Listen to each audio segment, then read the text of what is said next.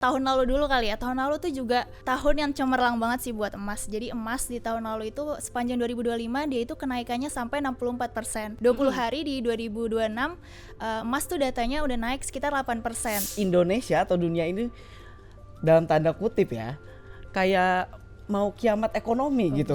Iya. Jadi orang-orang FOMO beli emas. Kiamat ekonomi itu kayak narasi yang cukup berlebihan lah ya. Konflik internasional itu emas justru harganya naik. Menurut lo ya, Tiff, perak itu juga apakah semenjanjikan atau seseksi itu? Perak itu sebenarnya harganya cukup lumayan mengikuti emas. Harganya sendiri dia bisa dibilang lebih fluktuatif daripada emas. Menurut lo kira-kira 2026 harga emas seperti apa, Tiff? Untuk kuartal 1 sih dalam jangka pendek ya, emas tuh masih menjanjikan sih.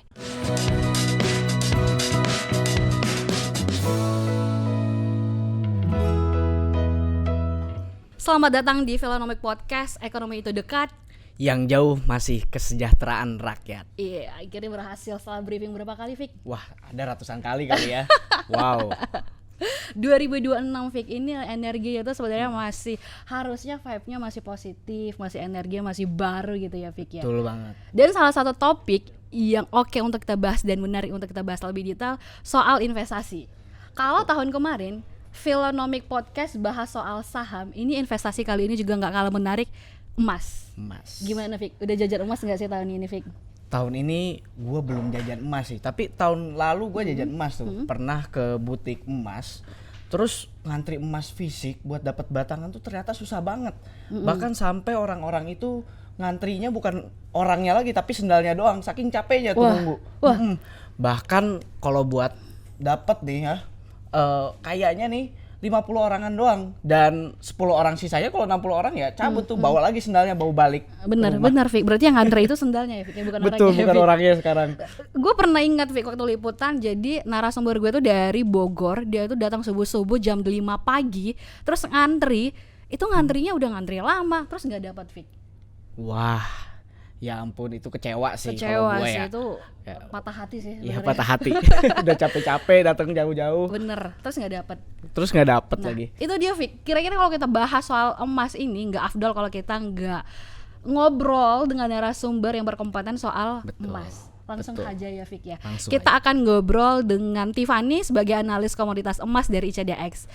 Tiffany, apa kabar? Halo Kak Elsa, halo Fik. Baik banget, hari ini masih semangat sih. Pagi banget nih ngundangnya. Iya bener, maaf ya Mbak ya. Ini lagi semangat energinya tahun 2026, energi baru, tahun baru. Dan salah satu topik yang akan kita bahas lebih detail dan menarik yaitu soal emas. Dan emas ini, tapi sebelum kita ngobrol ke sana, gue dan Fikri mau disclaimer dulu. Kalau posisi kita bukan merekomendasikan emas itu satu-satunya investasi yang cocok untuk kalian pakai. Karena investasi itu banyak ya, Fik ya. Banyak banget, ada saham, obligasi, reksadana, dan lainnya banyak banget, Mbak. Itu artinya apapun investasi yang kamu pilih semua ada di jari lo semua. Langsung saja, Tiffany, soal emas tadi kita di awal sempat ngobrol sedikit. Kalau beli emas itu udah ngantri banget. Sebenarnya apa sih yang terjadi? Kenapa sampai ngantri terus? Emang itu sebenarnya kepanikan atau memang orang FOMO atau seperti apa, Tiffany?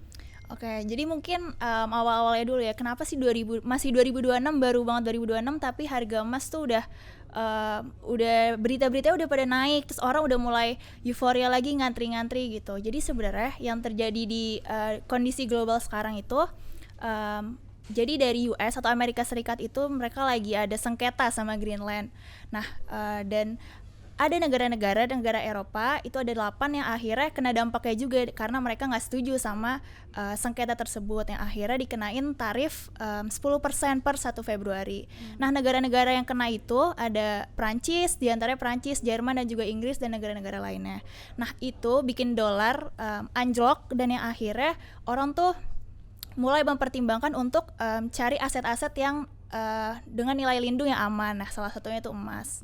Nah, sejalan juga nih kalau misalnya dari emas-emas domestik kita itu emang berkacanya sama emas-emas dunia. Jadi di domestik pun, di investor retail kita sekarang tuh euforianya lagi naik, dan akhirnya orang mulai cari-cari emas lagi gitu. Tiffany, lo punya data nggak sih? Karena gue ingat tahun 2019 awal-awal gue beli emas itu di harga 900-an gitu ya, Tiff.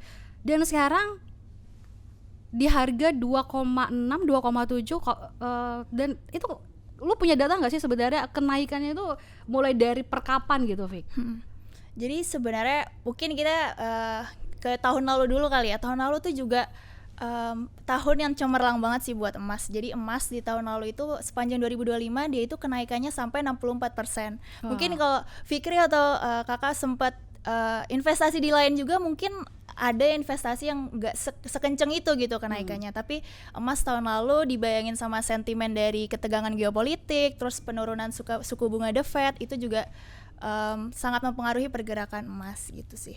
Terus kalau bahkan tahun ini baru berjalan, ini berarti tanggal 20 ya, 20 hari di 2026, emas tuh datanya udah naik sekitar 8%. 8%. 8% banding 8% dari sejak tanggal 1 Januari kemarin. Wah, gitu. 8%. Terus mungkin kalau kita tarik lebih jauh lagi, tahun 2020 akhir ya, itu tuh kenaikannya sampai per 19 Januari 2026 kemarin udah naik sekitar 147%, which means naik 2,5 kali lipat. Itu oke banget sih. Mungkin buat orang-orang yang di sana atau masyarakat mungkin bisa juga mempertimbangkan emas sebagai salah satu buat diversifikasi portofolio lah. Karena memang berarti emas ini menurut lo apakah dia masih bertahan sebagai investasi safe haven gitu gak sih? Sebenarnya kalau safe haven secara historis emas itu emang sifatnya itu sebenarnya ini unik sih.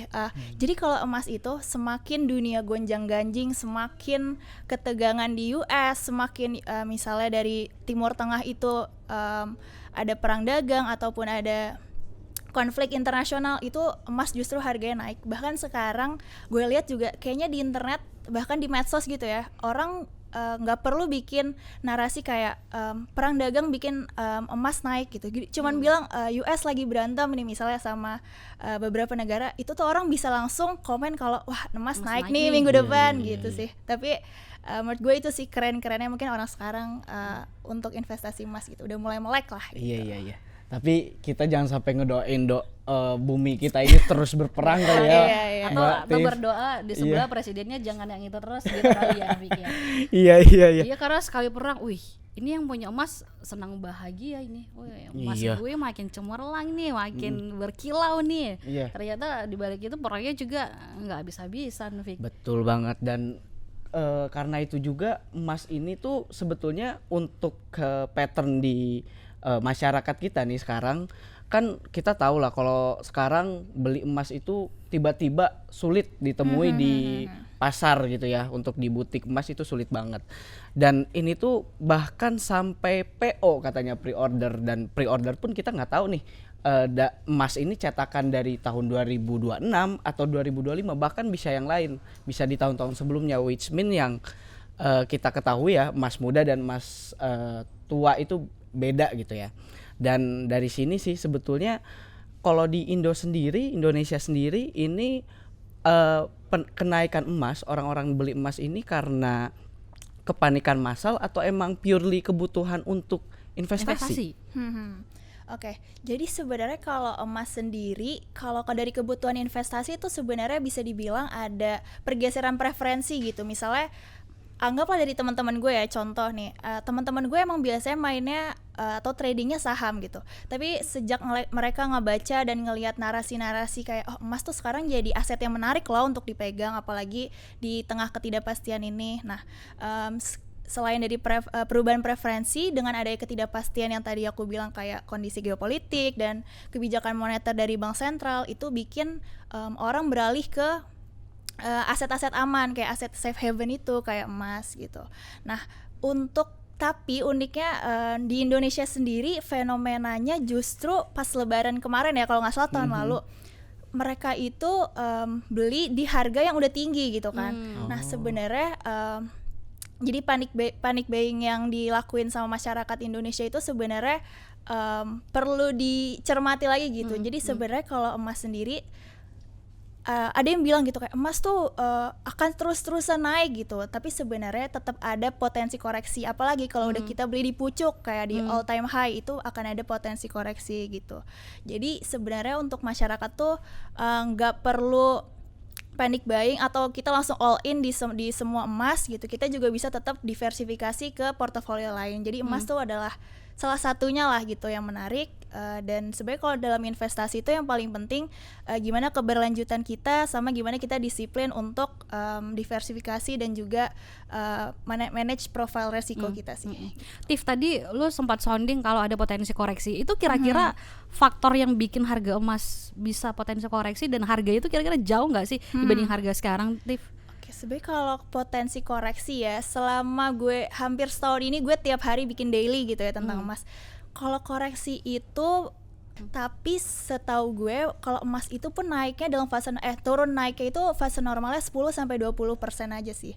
Jadi fluktuasi itu akan tetap ada, dan gimana kita nge-manage resiko aja. Dan mungkin tanpa ada berita besar ataupun berita buruk, yang paling normal kalau ada penurunan emas itu biasanya karena profit taking atau jadi investor-investor tuh udah mulai merealisasikan keuntungannya gitu. Entah mereka mungkin udah nyampe targetnya atau mereka mau pindah ke portofolio lain gitu. Tapi perbedaan atau fluktuasi harga yang lu bilang tadi itu jauh nggak sih dibanding harga sekarang? 10 atau 5%? 10-20 tuh mungkin kalau ada kayak sentimen-sentimen yang kayak geopolitik yang mereda, atau misalnya kayak ada statement yang bilang kayaknya di tahun ini misalnya The Fed nuruninnya nggak banyak deh, cuman sekali doang gitu, padahal sebelumnya 2 kali. Jadi itu lumayan ngaruh sih ke fluktuatif. Dan menurut lu kira-kira momen kapan yang tepat gitu ya, Fik, ya? Ketika beli emas itu apakah ketika harganya lagi naik atau justru karena ketika posisi harga lagi turun? Posisi lagi turun. Oke. Jadi sebenarnya kalau emas sendiri, kalau gue sih bilang ya, kalau untuk ketika kita memutuskan untuk beli ataupun nanti jual emas itu, sebenarnya mindsetnya adalah gimana kita menjadikan emas ini investasi jangka panjang, menengah dan panjang lah. Jadi kalau di emas sendiri, kalau kita cenderung kayak untuk spekulatif jangka pendek itu agak susah, karena mungkin kalau kalian pernah dengar kayak, jadi emas tuh harganya ada 2 jenis, ada harga beli sama harga buyback. Nah itu harga spread atau selisih jual belinya itu kalau kita invest dalam jangka pendek itu tuh kadang belum nutup gitu. Jadi untuk investasi emas sendiri sebenarnya paling bijak itu untuk kita kerahkan untuk jangka menengah dan panjang gitu. Jadi bisa tetap jadi safe haven dan juga diversifikasi aja lah gitu. Jadi nggak semua kita all in di emas gitu. Iya. Terus sekarang dari riset yang kita ambil nih bahwa bank sentral seperti di Polandia, China dan Kazakhstan itu mulai membeli emas gitu. Dan itu menurut Tiffany nih, menurut lo itu hal tersebut tuh terjadi tuh kenapa gitu? Kalau sebenarnya ini juga salah satu sentimen yang kemarin gue baca-baca ya di tentang emas. Jadi bank-bank sekarang itu udah mulai terus-terusan gitu menjadikan emas sebagai cadangan mereka di bank gitu. Nah, mereka tuh juga menghindari namanya de-dollarisasi, atau jadi mereka diversifikasi dari aset-aset yang berbasisnya dolar gitu, karena ada penurunan nilai uang dan juga balik lagi nih ke ketegangan geopolitik yang bikin mereka akhirnya oke, kita beralih ke aset-aset yang aman gitu kayak emas. Nah terus paling juga bentuk lain mungkin mereka awalnya lebih banyak invest, bank sentral lebih kayak ke saham, obligasi, atau mungkin sekarang real estate, tapi sekarang lebih ke emas gitu. Berarti Fik, beli emas itu bukan hanya sekedar gue lagi ada duit, gajian lagi gede, ternyata dapat bonus gitu ya, Fik, ya, dapat bonus, terus ngelihat kayaknya ini oke nih kalau gue alihin ke emas gitu ya. Tapi sebenarnya tadi ya, Tiff, Fikri tadi sempat sounding juga ada emas muda, emas tua dan emas Jawa. Enggak ya? Mas Jawa. Mas Jawa dong itu. Mas dan mbak dong. Beda itu. Menurut lo perbedaan emas tua, emas muda itu pengaruh dengan harga juga atau gimana sih, Tiff? Sebenarnya kalau untuk emas ya, kalau gue jujur ya, gue kurang familiar nih sama emas muda sama emas tua gitu. Tapi yang gue tahu mungkin kalau terkait kayak jenis-jenis emas, ada beberapa orang yang mereka punya preferensi sendiri. Misalnya gini, emas gue maunya dari brand A, emas gue maunya dari brand B, gue nggak mau dan misalnya dari brand B gitu, maunya dari A doang gitu. Jadi sebenarnya kalau preferensi itu pun adalah kayak harga-harga yang kompetitif lah di pasaran. Misalnya kalau brand A itu lebih tinggi karena dia lebih punya nama gitu sih. Oke. Oh gitu ya, ternyata perbedaannya. Ternyata brand itu juga ngaruh Ngaruh ya. Ngaruh. terhadap orang-orang beli emas gitu ya. Oke. Itu kalau apa, Tiff, emas yang ada label dikeluarkan tahun sekian, itu juga kan harganya berpengaruh ya. Itu kira-kira kenapa, maksudnya kenapa yang logo sekian itu harganya bisa lebih mahal, itu kenapa, Tiff? Menurut gue kayaknya kalau untuk harga-harga emas kayak gitu bisa jadi juga dari narasi-narasi di publik sih, karena sebenarnya emas dalam bentuk apapun ya, misalnya kayak kita pakai perhiasan ataupun dibuat di emas batangan, atau mungkin sekarang banyak brand-brand yang bikin gimmick-gimmick lucu ya, kayak misalnya kalau pas New Year Chinese New Year, birthday atau Chinese New Year itu ada bentuk-bentuknya. Jadi itu gimana mereka ngepasarinnya aja sih, memasarkan buat produk. Tapi pertanyaan menarik selanjutnya, Tiff, cuan mana untung mana ketika kita investasi emas batangan atau perhiasan, apalagi kan cewek-cewek ya kayak gue ya, Iya. pengen ya. Kira-kira cuanan mana, Tiff? Sebenarnya cukup relatif sih, karena penggunaannya juga beda. Kalau perhiasan mungkin fungsinya kita lebih kayak buat style gitu ya, meskipun tetap nilai dalam karatnya itu nggak berubah gitu, cuman dibentuk perhiasan. Cuman kalau misalnya emas-emas batangan gitu, kita kan biasanya emang mereka tuh dia dikemasnya rapi banget gitu ya. Jadi biasanya orang-orang tuh ngumpulin benar-benar misalnya disimpan atau misalnya dikoleksi. Jadi kalau gue pribadi mungkin kalau untuk investasi emas gue prefernya emas batangan sih. Mungkin buat kita juga jual ataupun kita lebih liquid lah, bisa dibilang kayak gitu. Oke. Tapi kalaupun orang beli emas perhiasan nggak salah. Nggak kan salah dia? juga. Misalnya kita pakai gitu ya, cincin, gelang, kalung, Iya. tetap emas gitu. Iya sih itu. Berarti kita tadi udah bahas geopolitik, terus bahas emas tua, emas muda. Mungkin sekarang kita bahas isu-isu yang terjadi di sosial Indonesia kali ya. Di media sosial gimana? Khususnya di media Emang sosial. ada apa? Emang namanya apa sih soal emas sekarang? Yang rame soal emas tuh banyak banget narasi kalau semisal emas itu ternyata banyak narasi yang negatif gitu. Seperti kayak Indonesia atau dunia ini dalam tanda kutip ya, kayak mau kiamat ekonomi gitu. Buset, iya. Jadi orang-orang FOMO beli emas. Sebetulnya nih, Tiff, menurut lo gimana nih? Apakah emas itu bagus untuk saat kita beli di saat-saat FOMO atau fear of missing out ini? Dan sebenarnya timing yang betul tuh kapan sih? Oke. Sebenarnya ya kalau emas yang dibilang tadi kiamat ekonomi itu kayak narasi yang cukup berlebihan lah ya. Maksudnya oke lah ya, kita tahu so far sekarang untuk geopolitik kita lagi memanas gitu ya. Terus tadi yang balik ke pertanyaan lo yang tadi, kalau misalnya emas sendiri kalau kita beli pas FOMO gitu, kita FOMO doang nih, kita lihat gue ikutan ke butik, gue ikut ngantri gitu, atau kayak beli aja tanpa pertimbangan apapun, gue pure FOMO, gue bawa duit, gue kesana ngantri gitu. Nah sebenarnya ketika beli FOMO itu kan artinya mungkin udah dibangun narasi-narasi yang kayak oke lu harus beli sekarang nih, minggu depan jadi misalnya 2,9 juta gitu.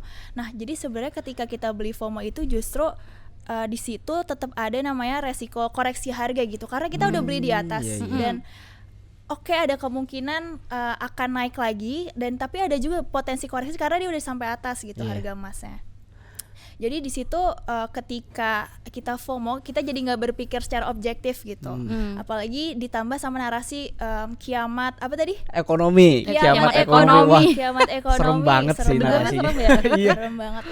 Itu kayaknya lebih kayak narasi yang kayak ketakutan kolektif yang dibikin sama orang, yang akhirnya bikin orang tuh kayak oke deh gue beli emas sekarang tanpa mempertimbangkan indikator-indikator yang mendasarinya, kayak fundamental yang kayak perlu lihat data-data ekonomi atau berita-berita lainnya gitu. Masih gegara narasi tadi ya. Di media sosial juga rame kalau selain emas, orang juga berbondong-bondong beli perak. Menurut lo ya, Tiff, perak itu juga apakah semenjanjikan atau seseksi itu untuk menjadi investasi kita selanjutnya? Terus harganya itu apakah memang lebih menarik dari emas kah atau gimana, Tiff? Sebenarnya kalau perak sendiri, kalau dari yang gue baca ya, dan dari gue baca, sebenarnya gue khususnya sebenarnya gue di emas, tapi kalau di perak yang gue baca sedikit ya, jadi perak itu sebenarnya harganya cukup lumayan mengikuti emas gitu. Jadi ketika harga emas naik, perak juga ikut naik gitu, karena sama-sama kayak logam mulia gitu lah ya.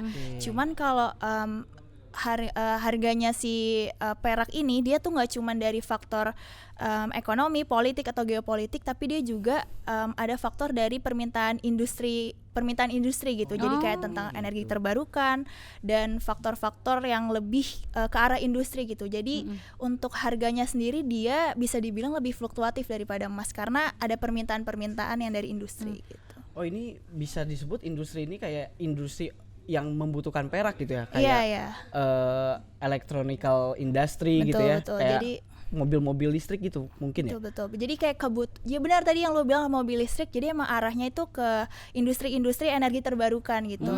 Yang Iya. arahnya ke perak gitu. Berarti masih menjanjikan. Akan menjanjikan dan bisa misalnya lo diversifikasi emas iya, perak iya gitu. Karena demanding pasar tinggi nih di industri, jadinya perak ini naik ya. Makanya orang-orang banyak masuk juga tuh di situ. Sebetulnya kalau buat segmentasi di perak ini, untuk yang cocok itu untuk orang-orang yang seperti apa sih, kayak harus kayak gimana kalau mau perak ini tuh? Sebenarnya kalau perak sendiri gue ngelihatnya cukup sejalan sama emas sih. Mungkin kalau teman-teman gitu ya yang punya kayak profil resikonya lumayan rendah gitu, kayak buat toleransi lossnya itu lumayan rendah, jadi bisa diversifikasi juga emas sama perak gitu, karena balik lagi kita tetap harus lihat kayak data-data ekonomi, kita harus ikutin perkembangan global dan juga dinamikanya. Jadi menurut gue itu sih ke risk profile sih kayaknya. Gitu ya. Tapi lo punya data nggak sih soal harga emas perak? Maksud gue tuh perak harganya sekarang itu di harga berapa gitu? Sebenarnya kalau perak gue nggak terlalu megang ya, cuman kalau perak sendiri sih yang bisa gue bilang adalah kenaikannya cukup sejalan sih sama emas. Tapi di Indonesia trennya juga lagi naik gitu. Orang udah mulai kayak apa gue coba perak juga ya, nggak cuma emas nih. Bener. menarik juga ya. Iya. Gimana Fik? Waduh, menarik sih perak. Tambahin perak juga di investasi kita nanti. Setiap beres gajian nih kita langsung masukin perak kali ya. Tapi harus kita tahu juga nih komoditas itu tuh kayak gimana sih berjalannya, jangan kita asal-asal masuk doang gak sih? Bener. Ya kan? Resikonya juga harus tahu ya. Resikonya harus tahu, betul banget. Apapun itu investasi yang lo pilih, pahami dulu resikonya dan pilih kalau memang menurut lo resikonya cocok dengan lo ya sikat, ya kalau enggak ya enggak usah gitu. Iya. Oke, tadi juga soal perak. Dan menarik untuk kita bahas, tahun lalu after pandemi ada banyak fenomena ini soal emas digital. Emas digital Nah, ya. ini menarik juga nih. Sebenarnya emas digital itu potensi pasar atau sebenarnya perbedaannya dulu hal kecil dari emas fisik sama emas digital. Cuanan mana? Oke, jadi sebenarnya kalau emas digital mungkin gue cerita dikit dulu ya, since gue juga sempat belajar nih tentang emas digital. Jadi emas digital itu sebenarnya sama-sama emas, tapi kita tuh pembeliannya itu dilakukannya tuh di website atau di aplikasi. Dan jadi pencatatan kepemilikan lo berdua itu akan berupa saldo gitu. Jadi kayak misalnya di iPad lo nih, lo download aplikasi dari pedagang emas yang terdaftar di bursa ataupun diawasin gitu sama Bapepti. Jadi pertama pastiin lo invest di aplikasi yang udah trusted gitu. Nah, terus jadi sebenarnya kalau emas digital itu prospeknya ya sekarang harganya itu dia tuh kompetitif. Jadi harganya kompetitif juga, dan untuk fluktuasi harga itu lo bisa lihat real time gitu melalui aplikasi. Terus yang kedua mungkin dari sisi harga, Tiff? Sisi harga dia cenderung kompetitif, cenderung lebih murah daripada emas batang. Justru lebih murah karena kita nggak perlu ada kayak biaya simpan gitu. Karena kan sebenarnya saldo digitalnya itu ada di iPad ataupun kayak di handphone kita gitu, di aplikasi kita. Jadi harganya cenderung lebih murah dan mungkin lebih praktis juga daripada kayak lo cerita naruh sendal kayak belum tentu dapet jauh-jauh ya kan. Kita bisa dari kayak genggaman tangan, lo bisa lebih praktis buat belinya, dan juga untuk paymentnya pun mungkin lo bisa opsi gitu ya. Pakai opsi kayak kayak dari transfer ataupun dari rekening gitu. Terus menarik lagi, dia itu nggak harus beli 1 gram. Jadi lo bisa dari start 10.000 lo bisa. Wah. Wow. Jadi benar-benar kayak cobaan pertama lah. Kayak 0,000 sekian gram gitu ya. Jadi kayak kita udah bisa nabung emas lah gitu atau nyicil emas gitu. Itu menarik Nah, sih. sebetulnya kan tadi kalau kita lihat bahwa emas itu selaras ya sama perak. Nah, kalau misalkan emas ini selaras gak sih sama emiten saham yang terkait dengan emas itu sendiri? Kalau emiten saham ya sebenarnya jujur gue nggak megang tentang saham, tapi gue jujur tertarik sih sama berita-beritanya. Kayak di sini boleh nyebut emiten nggak sih? Boleh? Boleh. Oke, jadi mungkin yang sekarang sering gue lihat karena emiten-emiten kayak emas, Antam atau Lotus Archie ataupun Merdeka itu tuh kan emang mereka penghasilan pertama itu dari emas. Jadi dengan adanya sentimen di domestik yang harga emas naik terus, yang gue lihat sekarang emitennya juga ikut ikut naik gitu, ikut ijo lah biasanya, ikut ijo. Jadi untuk emas, jadi seiring komoditas emasnya naik, ternyata emiten-emiten di bursa efek juga naik. Oh gitu ya, ternyata ada pengaruhnya ya. Iya, ternyata terhadap emiten saham pun kenaikan emas ini gitu ya, Vic, ngikut. Gue masih kepo nih Vic, soal emas digital tadi. Tapi emas digital itu bisa nggak sih kalau kita narik fisiknya? Jadi emas digital itu bisa lo dicetak fisik, cuman lo emang harus request gitu lah di aplikasinya, lo bisa request.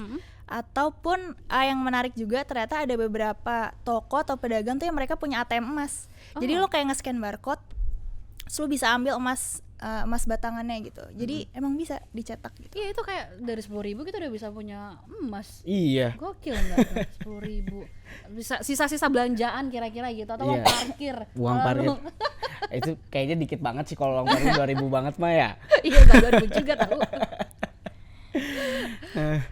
Terus Vic, lu kira-kira udah mulai kepikiran kira-kira ke depan mau investasinya di emas atau di perak, atau masih di saham, atau apa kepikiran apa ke depan? Kalau aku ya yang paling wise menurut aku kayak untuk kita masuk ke saham, masuk ke emas, ke perak, yang paling penting itu adalah tahu ilmunya dulu. Tahu komoditasnya, tahu sahamnya apa, kayak gimana bentuknya gitu, dan kedepannya resikonya kayak gimana, seperti itu sih Kak. Benar-benar. Tadi emas digital kalau resikonya apa, Tiff, kira-kira? Jadi sebenarnya kalau emas digital sendiri sebenarnya kalau di masyarakat yang gue lihat ya itu tuh masih cukup nyampur gitu. Ada orang yang nggak seneng gitu kayak nggak dapet emas nggak dapet emas fisiknya gitu, atau masih banyak yang trust issue gitu kayak beneran ada nggak sih emasnya gitu, atau jangan-jangan cuman scam doang, cuman dibilang emas saldo emas digital.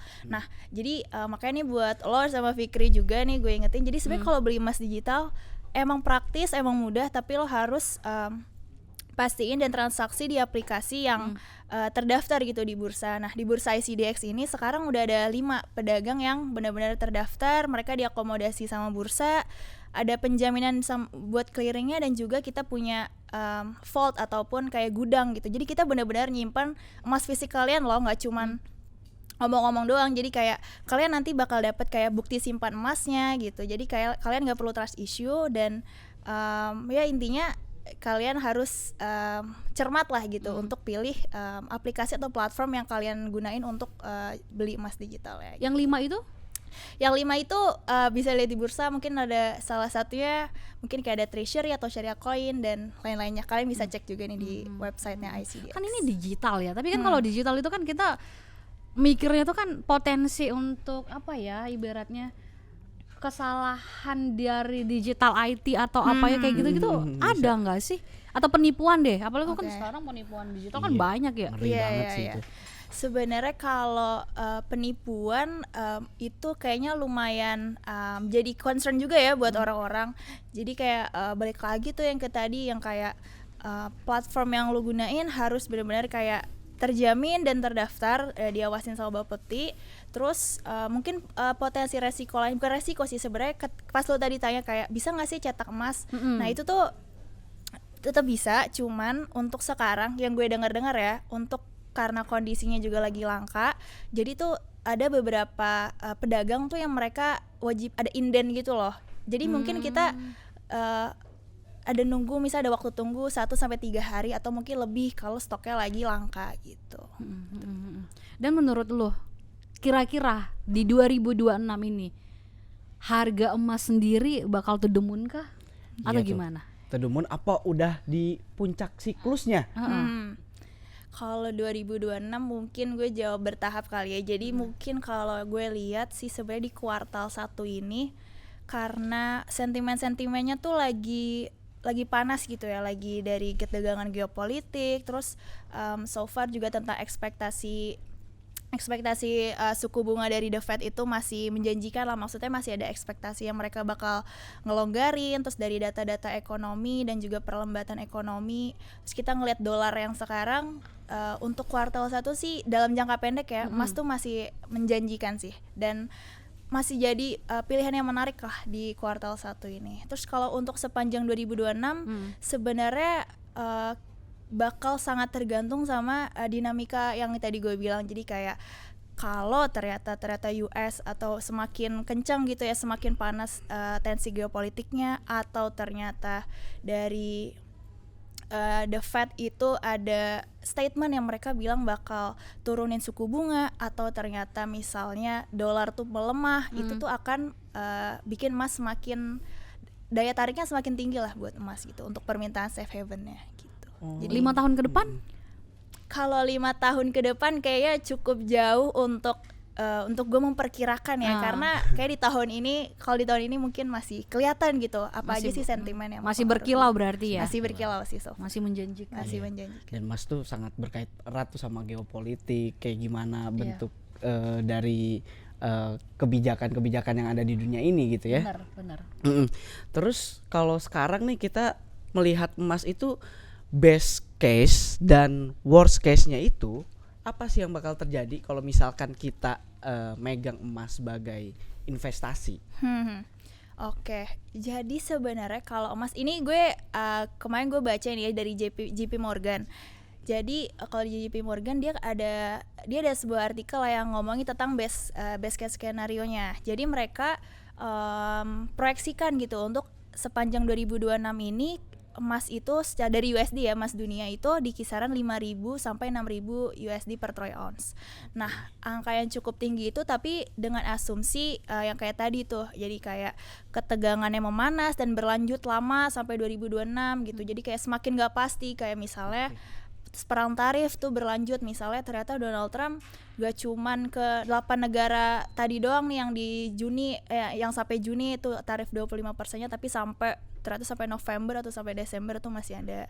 Terus kita lihat lagi kayak akumulasi dari tadi cadangan devisa bank sentral yang arahnya ke emas. Jadi kayak dalam best case skenario itu benar-benar sangat tergantung sama dinamika politik. Terus kalau untuk worst-nya juga ya, atau kayak bear case-nya itu ada pergerakan emas tuh di kisarannya tuh koreksinya ya di sekitar 3.500 sampai 4.000 USD per troy ounce. Nah itu dengan asumsi kalau misalnya ternyata ketegangannya itu mereda gitu, ternyata dunia udah damai nih, terus habis itu dolar udah mulai menguat, terus habis itu ada sentimen juga kayak ternyata The Fed akan mempertahankan gitu, ataupun bahkan naikin suku bunga dalam waktu yang lama. Itu juga bisa bikin akhirnya ya emas mulai terkoreksi gitu. Tapi sebenarnya kalau kebijakan kayak gitu itu bukan hanya emas di Indonesia juga kan? Emas di negara lain juga serupa kah? Serupa. Jadi sebenarnya emang emas dunia itu benar-benar kiblatnya sangat Amerika Serikat sih. Jadi kalau kayak emas di domestik ya, kayak di retail kayak kita itu benar-benar arahnya tuh emang ke geopolitik sana gitu. Dan agenda, bahkan data-data ekonominya tuh yang di Indonesia tuh nggak directly ngaruh ke emas, tapi justru data-data ekonomi di US gitu. Tapi TV gue jadi kepikiran kalau misalnya nih, kan selama ini ya kalau kita beli emas ya pasti yang di Indonesia aja ya, di perusahaan-perusahaan di Indonesia aja. Kalau misalnya, tapi gue tiba-tiba pengen aja gue beli emas dari luar negeri, dari tetangga sebelah, itu kira-kira sama-sama cuan juga kah? Atau justru lebih cuan kalau kita belanjanya itu dari luar atau gimana? Sebenarnya kalau untuk beli dari luar mungkin lo bakal kena kayak biaya tambahan Ya. gitu sih ya, mungkin pertama kayak pajak ataupun biaya pengiriman ataupun nanti bakal ngaruh dari kursnya juga sih, kurs misalnya lo belinya di Singapura atau dari SGD USD-nya kayak gimana. Jadi kalau untuk cuan-cuanan sebenarnya kalau untuk beli dari luar tuh menurut gue memungkinkan, cuman untuk perhitungannya plus minusnya sih harusnya bakal ada yang kayak tadi sih, biaya-biaya tambahan sih yang kayak mungkin juga bisa nggak terduga gitu ya. Iya, gue soalnya pernah lihat tuh di Qatar, baru kemarin gue lihat videonya. Di Qatar itu kan katanya bebas pajak, cuman kalau jual emas Indo di sana katanya lebih murah loh, Mbak. Jadi kata dia ya udah kita mending jual aja di Indo juga gitu loh. Tapi kalau beli di sana murah nggak? Kalau murah ya gue Nah itu kurang tahu sih, gue bukan ahli ya kan, ini ahli. Gimana? Oke. Jadi sebenarnya kalau untuk pembelian emas di luar negeri gitu ya, kayak mungkin salah satu yang aku pernah baca itu tentang harga emas di India gitu ya. Ini salah satu contoh study case lah ya. Iya. Jadi kalau di India itu harga emas itu sangat dipengaruhi sama musim orang nikah gitu. Karena di India itu kan orang tuh suka banget pakai perhiasan. Jadi ketika musim nikah itu harga emas tuh naik, malah melambung, bahkan meskipun masih sejalan gitu ya sama emas dunia, tapi mereka bisa punya value yang lebih tinggi gitu ketika lagi musim nikah. Itu salah satu contoh sih, kayak di luar negeri tuh kayak gitu. Emas tuh harganya bisa beda-beda juga gitu. Kalau di kita fenomenanya musim nikah atau di lebaran kali ya biasanya ya? Lebaran sih ya tahun lalu ya. Bondong-bondong orang langsung, Bondong-bondong. tapi kebanyakan ini kali emas perhiasan. Emas perhiasan. Biasanya emak-emak tuh Mama suka banget tuh. ngantri tuh ke pasar beli emas. Emas perhiasan. Apapun ya disikat juga ya. Iya.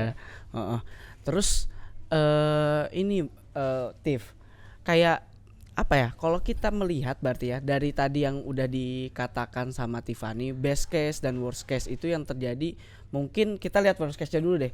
Nggak selalu emas itu bakal naik gitu kan, sampai 5.000 atau 6.000 kalau kata JP Morgan, tapi bisa juga turun Mbak Elsa. Kalau semisal turunnya tuh kan bisa sampai 3.500 ke 4.000 atau 3.000, range-nya 3.500 sampai 4.000 ya gitu. Kayak ya berarti kita harus tahu juga gitu resikonya dari situ ya. Nah untuk emas ini kedepannya kita alangkah lebih baiknya gitu ya, investasinya itu dalam bentuk jangka panjang, jangka pendek atau menengah, atau seperti apa sih Tiff? Jadi sebenarnya kalau emas itu sendiri balik lagi ya. Jadi sebenarnya kalau untuk investasi semua tuh nggak ada yang pasti gitu. Bakal tetap ada namanya fluktuasi gitu. Meskipun untuk case emas ini dalam 2 tahun terakhir kan sangat menjanjikan gitu ya, kenaikannya fantastis. Terus habis itu di membuka awal tahun juga sangat kick off 2026 bahkan dia juga udah bersinar gitu. Cuman tapi kalau untuk jangkanya, kalau untuk emas jawaban gue tetap sama sih, antara menengah sama panjang, tapi lebih oke kalau panjang gitu. Jadi sebenarnya benar-benar emas itu sulit kalau dibuat kayak spekulatif dalam jangka pendek gitu, karena yang tadi ada pengaruh buyback, habis itu ada ketidakpastian gitu yang bikin emas juga sebenarnya fluktuasinya tuh bisa berubah kapan aja gitu. Tapi sebenarnya Tiff, ada nggak sih orang-orang yang trading, kayak orang-orang kan ada trading saham tuh. Banyak. Ini trading Trading emas nih, ada nggak sih yang jangka pendek scalping atau kayak gitu? Ada sih orang-orang kayak gitu, ada nggak sih? Kalau sepengetahuan gue, kalau untuk trading emas kayaknya orang-orang tertentu yang emang jumlahnya dalam jumlah banyak gitu sih mereka. Bukan kayak kita yang belinya Iya. per gram. Yang 10.000 itu Gram. kayaknya gak ngaruh Iya, apa-apa iya. sih. Nggak berasa gitu Nggak berasa kayaknya banget itu. Kiloan itu ya Tiff ya. Kiloan sih. Dan kemarin gue juga ingat nih Tiff, dulu itu kalau orang mau beli emas itu mindset itu atau kadang dicengin itu, alah kuno lu, investasinya kuno. Tapi sekarang belakangan ini justru milenial, Gen Z itu tuh justru beralih beli investasi emas. Menurut lo kedepannya gimana? Sebenarnya kalau untuk investasi emas ya di kalangan Gen Z, gue juga awalnya ngerasa, ini dari nyokap gue ya, nyokap gue tuh termasuk yang seneng gitu nabung emas. Pertama juga bilang kayak kuno kenapa sih harus berupa batangan, harus beli ke butik gitu-gitu dan lainnya. Tapi makin kesini dengan ngelihat kayak oke, kondisinya sekarang emas tuh sebagai safe haven dengan adanya ketidakpastian gitu. Dan sekarang gue juga lihat arahnya bahkan teman-teman gue gitu ya di kuliah ataupun di kerja gitu ya di kantor itu tuh udah mulai beralih gitu ke emas sebagai salah satu pilihan lah. Mungkin gak selalu tentang emas fisik gitu yang mereka datang ke butik, tapi mereka bahkan juga mulai ke emas digital gitu. Jadi emas digital menurut mereka juga praktis banget, bahkan kayak untuk jual belinya tuh lebih dalam real time gitu. Jadi dalam lu nggak perlu ke butik buat nukerin dan ngambil barangnya gitu. Jadi bisa dari saldo digital. Oke, berarti sekarang Mbak Elsa emas itu udah nggak kuno Udah lah. nggak kuno Anak-anak muda pun udah masuk nih Ya, ke emas. asal lu punya duit aja. Asal lu punya duit ya. Dan apa ya? Paling sekarang yang lagi booming sih emas digital itu dan prospeknya sih lumayan kan ya kalau dilihat gitu. Ya, soalnya kan ya ngapain ya kita ngantri lama, ujung-ujungnya nggak dapat. Mending emas digital nggak sih? Iya betul. Tapi ya kalaupun kita mau butuh tinggal cairin cepet Iya. gitu. Betul. Tapi balik lagi, misalnya nih gue ini orang awam nih, Tiff. Apa sih yang harus gue lihat? Indikator apa yang harus gue lihat ketika gue mau beli emas? Apakah kayak yang lu jelasin tadi, gue juga harus ngelihat perang dunia global kayak gimana, ekonomi global sekarang lagi oke atau enggak? Indikatornya apa kalau mau beli emas kayak gitu? Oke, jadi sebenarnya kalau awam ya mungkin nggak semua orang seneng gitu ya baca atau mantengin gitu. Cuman pada kenyataannya untuk kayak di Gen Z kayak kita sekarang tuh kita juga tetap harus cermat gitu. Yang pertama mungkin data-data yang kita bisa cermatin ya kalau mau beli emas.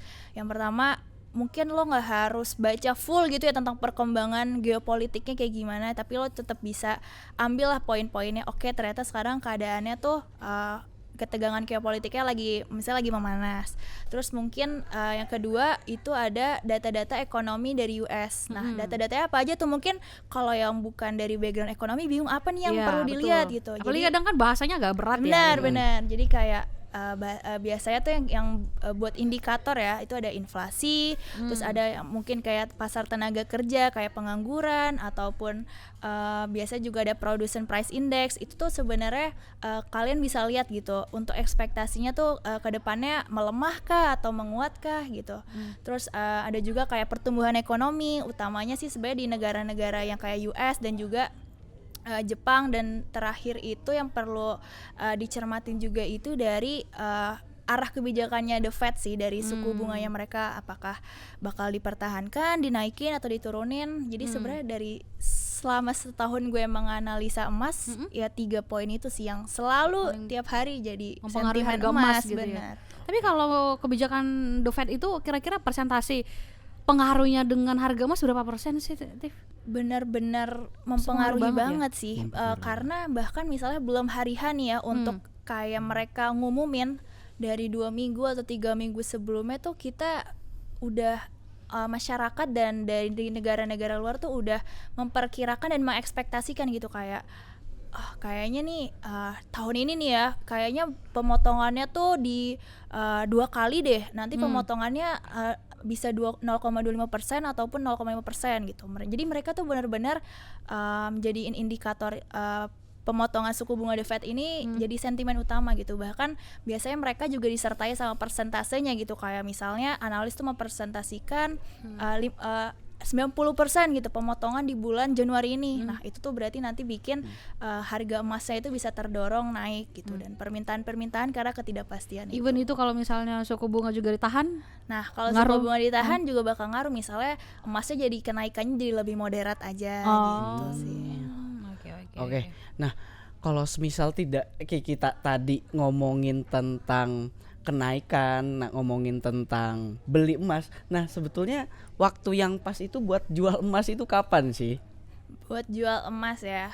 Oke, jadi sebenarnya ini balik lagi sih Fik ke kayak profil resiko lo, kayak sejauh mana lo naruh target. Misalnya lo udah beli di anggaplah lo punya segram ya, lo beli misalnya di 2,7. Ternyata di April udah naik lah, anggaplah 3 juta gitu. Kebanyakan ya, 2,7 ke 3 juta, oke lah 27 ke 3 juta naik 300.000. Jadi lo perlu disiplin aja sih mengatur sejauh mana lo bakal kayak profit taking, dan untuk misalnya atau misalnya lo lebih milih untuk misalnya beli lagi tapi secara bertahap gitu. Jadi sebenarnya balik lagi ke profil resiko dan gimana lo diversifikasi aset-aset lo gitu sih. Oke. Pertanyaan yang juga menurut gue menarik dan penting karena gue juga suka bingung ya, Tiff. Lebih bagus beli emas itu kayak per gram atau langsung 5 gram, 10 gram, ya atau mungkin 1 kilo kali. Kalau gue punya duit ya. Banyak banget 1 kilo. Doain ya, Iya. Iya. Amin. Jadi sebenarnya karena emas ini benar-benar fluktuatif, kalau gue pribadi kayaknya lebih enak buat beli tuh bertahap sih. Jadi kayak misalnya segram gitu dibanding kayak kita beli 5 gram. Kecuali mungkin uangnya ada gitu, misalnya kayak uangnya emang kita sisihin nih untuk investasi emas gitu. Dan sebenarnya kalaupun beli beli secara bertahap itu mungkin juga lebih lebih kelihatan disiplin dan lebih bisa berkelanjutan aja gitu. Kayak lo bisa naker misalnya dari gaji gue nanti gue sisihin segini buat emas gitu. Oke. Jadi balik lagi, Fik, Balik lagi. segram, 2 gram, 10 gram. Udahlah kerja dulu lah, cari Kerja duit dulu dulu deh ya, yang Fik. bener. Nanti langsung beli sekilo, jangan. Tapi kan segram 2 gram dulu aja kali ya. Iya, pelan-pelan intinya ya. Pelan-pelan aja. Resikonya. Terus jangan pernah pakai duit panas atau duit yang sebenarnya dana darurat Iya. untuk investasi. Iya, itu bener banget lagi. Bener. Mm-mm. Karena lu pernah kayak gitu nggak sih, Fik? Pernah deket lah. Hampir. Lagi nggak punya duit kan nih, aduh Anak bokeh kosan. banget nih, bingung. Tapi pingin nambah duit secara passive income, kan ya harus lihat dulu resikonya. Balik lagi sih kalau misalkan duitnya sedikit ya. Benar. Gimana, Tiff, advice lo buat gue dan yang di luar sana yang mau investasi emas, advice lo ke kita apa nih? Oke, jadi kalau buat lo sama Fikri kayaknya lo dan Fikri perlu buat lebih cermat lagi buat sebelum beli ya. Nggak harus FOMO, nggak harus dalam jumlah banyak, nggak harus langsung all in. Tapi kalian bisa juga buat mantengin dan cermatin buat data-data yang tadi gue bilang. Gimana sih kondisi ekonominya, gimana sih pergerakan di domestik kayak gimana, dan yang pasti tetap berpikir rasional gitu ya untuk pembelian ataupun nanti transaksinya. Terus mungkin lainnya lagi yang paling penting kalau dalam investasi yang tadi gue bilang, yang penting itu adalah berkelanjutan dan disiplin mengolah resiko kalian kayak gimana. Terus mungkin sebuah statement ya di 2026 ini, kalau sebenarnya menurut gue dari jangka menengah dan panjang tuh emas masih jadi aset yang menarik lah dan cukup strategis untuk dimiliki, dengan catatan yang tadi gue bilang data-datanya cukup mendukung dan juga gak FOMO dan juga gak gegabah lah gitu dalam investasi. Kita mau reminder lagi kalau di sini posisi gue dan Fikri dan Tiffany Betul. bukan merekomendasikan kalian kalau investasi itu emas doang. Betul. Dan semua resiko itu ada tangan tanggung jawab di tangan lu sendiri ya, Mbak ya. Iya betul. Gitu, Tiff. Seru banget obrolan soal emas Seru 2026. Pertanyaan terakhir dan pamungkas, menurut lo kira-kira 2026 harga emas seperti apa, Tiff? Benar-benar di akhir atau sepanjang 2026 nih? Sepanjang 2026. Sepanjang 2026 menurut gue untuk menengah dan panjang trennya kenaikannya masih positif, dan mungkin untuk sepanjang tahun ini proyeksi gue mungkin di sekitar sekarang kan di 4.000, mendekati 4.700 lah. Mungkin by 2026 di akhir bisa sampai 5.200 atau sampai 5.100 sampai 5.200 lah. Kalau per gramnya? Kalau per gramnya, kalau dari Antam terakhir, mungkin gue kasih yang jangka pendek dulu kali ya, biar penonton juga bisa catat nih. Mungkin kalau gue di kuartal 1 kisarannya sih di 2,7 sampai 2,9 untuk Antam ya. Untuk Antam. Emas yang lain? Emas yang lain untuk UBS kayaknya gue kasih yang Antam dulu aja kali ya. Nah itu dia soal investasi emas, apapun yang lu pilih, even itu emas, saham, perak, obligasi, semua ada resikonya dan semua ada di tangan lo. Dan tadi Tiffany bilang emas tahun ini masih akan seksi, tapi balik lagi jangan sampai menggunakan uang dana darurat lo sebagai bahan untuk investasi. Betul banget. Dan yang paling penting itu teman-teman semua harus mengisi otaknya terlebih dahulu deh Ilmunya tentang tentang ilmu emas, saham dan yang lain-lain sebelum masuk ke dunia tersebut. Oke, betul. Oke, kira-kira topik apa yang bakal kita bahas di Philonomic Podcast? Kalau lu mau ngasih rekomendasi topik apa yang akan kita bahas, komen di bawah ini. Gue Elsa, Gue Fikri. kita pamit undur diri. Bye.